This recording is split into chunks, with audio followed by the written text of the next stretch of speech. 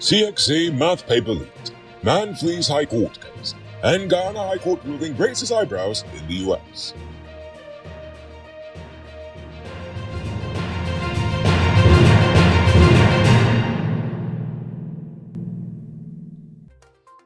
I'm Rico Bolford, and this is Uncut News. Do see what's happening? Send us a tip on WhatsApp at 592-659-6151. The Caribbean Examinations Council said it is aware of the leak of the CXC Math Paper 2. In a terse statement, CXC said, quote, "This matter is of great concern to us. We have commenced our investigations and will make a definitive statement once the investigation is complete. In the meantime, candidates can rest assured that this matter is being treated with the highest urgency." End quote. It is not the first time there have been breaches in the CXC examination. Back in 2005, the entire mathematics examination was leaked, with copies of the paper sold and distributed in parts of this nation and online at prices ranging at the time from $20,000 to $50,000. In 2008, there was another leak in Trinidad and Tobago of English A and mathematics papers too. Our nation's Prime Minister is currently at the United Nations calling for the speedy establishment of the Loss and Damage Fund, which aims to provide financial assistance to nations most vulnerable and impacted by the effects of climate change. The fund was established at the United Nations Climate Conference COP27 and is the culmination of decades of pressure from climate-vulnerable developing nations. Representatives from 24 countries are tasked with working together this year to decide what form the fund should take, which countries should contribute, and where and how the money should be distributed. Jack Dio is on the defensive yet again. This time he's rejecting claims by the opposition leader that there's a shortage of chicken on the local market, stating that there is actually a glut of chicken in the nation due to local production, saying there's more chicken on the market than people can even eat. He also committed to addressing possible smuggling through the agencies empowered to do so, and in fact he actually accused the opposition of being financed by an importer who wants to kill local production by allowing imported chicken to come in. The GRA has taken several persons before the courts for chicken smuggling following recent investigations. The Environmental Protection Agency has approved the permit for a $20 million quarry to be established in Batavia Region 7. The project is located within the confines of the Amerindian titled land of Batavia and is exempt from an environmental impact assessment. Of course it is. The company has received permission from the Batavia Village Council and will work with the community to foster mutual development. The company will lease land from the Village Council for 15 years to construct a quarry operation, and some 40 persons will be employed once construction is completed. Oh my, it sounds like a repeat of Chinese landing is shaping up here. Oh well. Now for crime news. Jennifer Maria Ali and her husband Riaz Ali surrendered to SOCU today, less than 24 hours after wanted bulletins were issued for them in relation to a money laundering case. The couple are prime witnesses in the case, which involves Jennifer's father and her brother.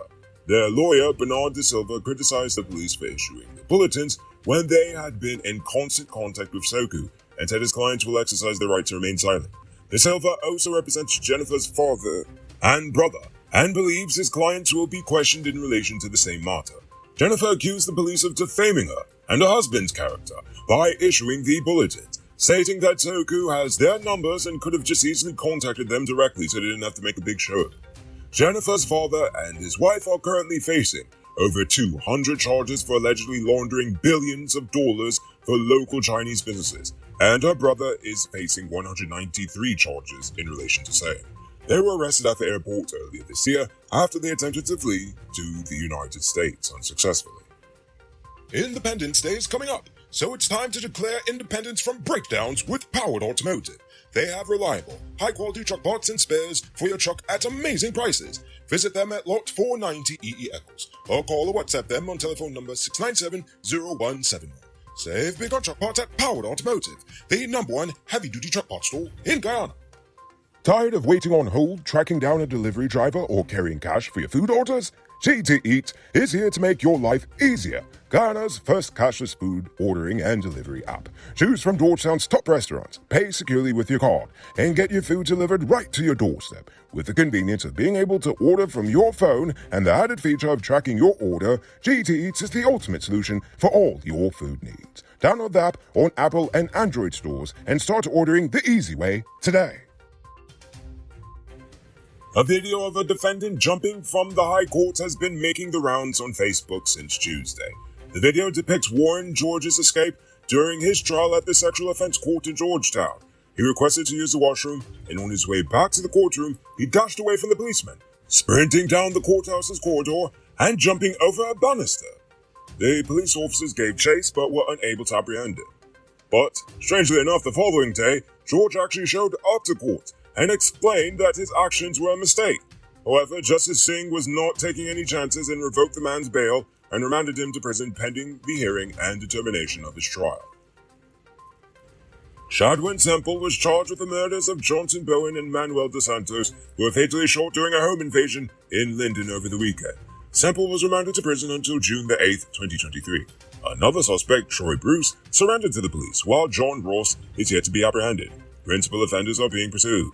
The victims were shot dead after trying to fend off 3 masked gunmen who invaded their home. Another suspect, Anthony Dennis, was found dead in the house one day after the incident. Denzel Roberts, who went over to the house to help his relatives, remains in critical condition with 3 gunshot wounds. On Wednesday, County arrested 41-year-old Anthony Oscar Wilson in a snackette on Hunter Street, Alboystown, Georgetown. Wilson was allegedly found with 18 pounds of cannabis worth $2.5 million hidden in a cooler in the building. Wilson is currently in police custody awaiting charges as well as a court date. Now for today's oil update. ExxonMobil faces demands from shareholders at its annual general meeting on May the 31st regarding the decision by Justice Sando Kissoon requiring it to provide an unlimited parent or affiliate company guarantee to indemnify the EPA and the government of Ghana. The decision is being challenged by the EPA despite its potential benefits in protecting the nation from any oil spill and is already causing fallout for ExxonMobil. However, it seems like the ruling has also drawn attention from experts in the oil and gas industry in the United States as a whole.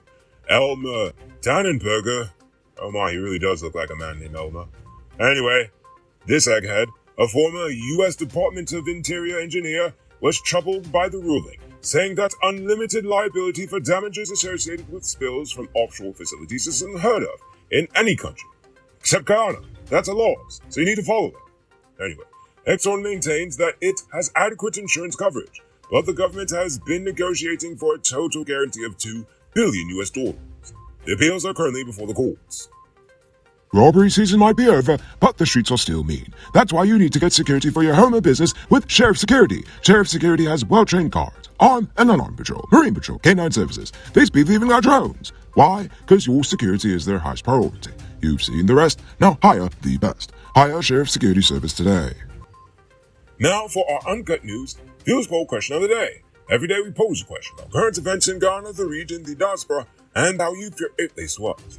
Last night I asked, what sort of advice would you have for the movement for unity and democracy? But before we get to that, I'm proud to announce our latest addition to the Noble Army, Richard Singh, who is supporting us at the reporter level, the highest level of monthly support we've received so far. So thank you, Richard Singh. And also, a special thank you to David Griffith, Dion Nascimento, Project Zero, and Dimitri V. I appreciate you all. And if you're watching at home and you'd like to support our movement, just hit the link in the video description. Dimitri V says, first, you should get your presence out there. Market heavily. Make sure you get involved with the youth around the age of 18 to 25 beyond all social media platforms to spread the message quicker and farther. Also reach out to the diaspora because their voice carries weight too. Be quick on updates because we've seen how slow the government is to provide information. Indeed, I agree. Sugar Daddy says not to join any other parties. That's the same mistake the AFC made. I definitely agree with that one. And finally, Richie K says legalize cannabis. Protect the children at all costs. Search out and arrest and imprison childhood sexual abusers. We'll make sure to pass on all that information to them. Thanks for your suggestion. Now for tonight's question. Since we're talking about the CXC, I want to know, do you think we should even have the CXC? Or, if not, then what should we replace it with? I want you to think about that question. Tell us in the comments below. If your response is good enough, we just might feature it in our next episode. Anyway, that's all the time we have for tonight, and check us out tomorrow for another. Until then, I'm Nico Bolford saying good night, folks.